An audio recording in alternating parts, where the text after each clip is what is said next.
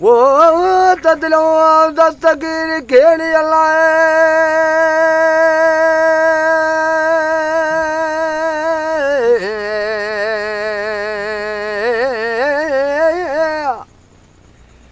अज चेती त दिलो दस्तगीर खे त जने हिकिड़ो सुवाली तो सॾ करे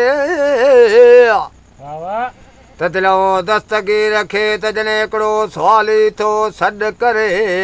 त अकल साण हासम सां चए त जंहिंजो वेलो वीर वरे हाणे जने खणी हूंदो वो पंध परे त अलाए कंदोड़े मुहाड़ मुरीदन ॾेड़े अलाए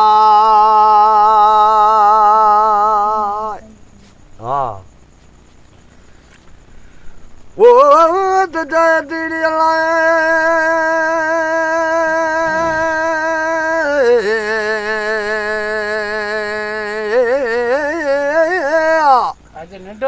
अज चेती त हिक गे तूं सुहिणोड़े अला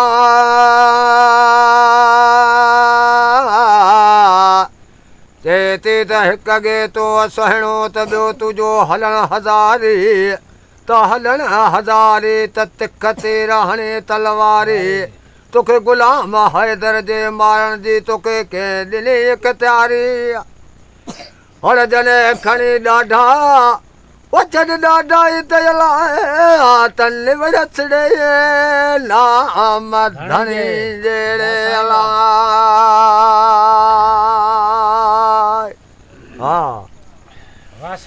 वो त दीड़ी अलाए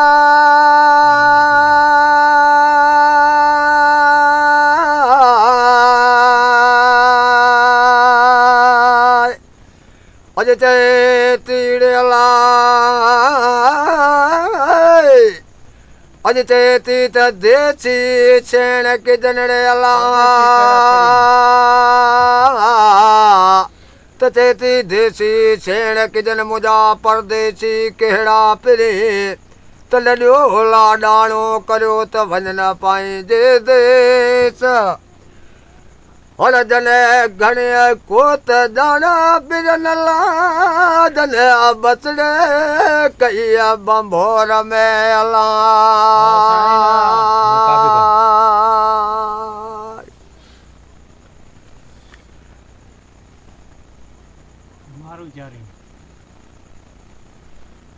वो त खारियूं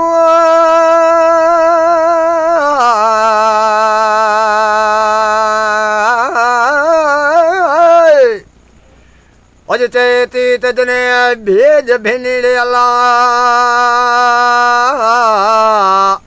अज चेती त जने भेज भेनी तने ओठन उठ पलानी आए त लॾी दे साथ जी त सुध ॾेर न की न ॾिनी त मोहरू तने मझन जूं त विया छोड़ाई चिने हाणे जने खणी वो रात रुनी अलाए पेनारन सां पिनेड़े अलाए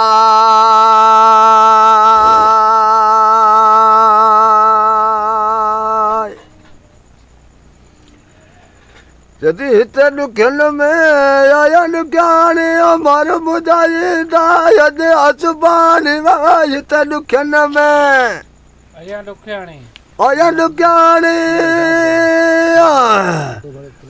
वो मारो ॿुधाईंदा यदि असुबानी जल फेरो विझा वेठी पालणे मुंहिंजा मारू चारीन हिते माल माल जला फेरो विझायाऊं पालणे मुंहिंजा मारू चारीन हिते माल मारू चारीन हिते मालणे अला सागी चारीन हिते मालणे मुंहिंजा मारू चारीन हिते माल वो या पई सिखा सॼो सालड़े मुंहिंजा मारू चारीन हिते माल माल जला फेरियो विझायाऊं पालड़े मुंहिंजा मारू चारीन हिते माल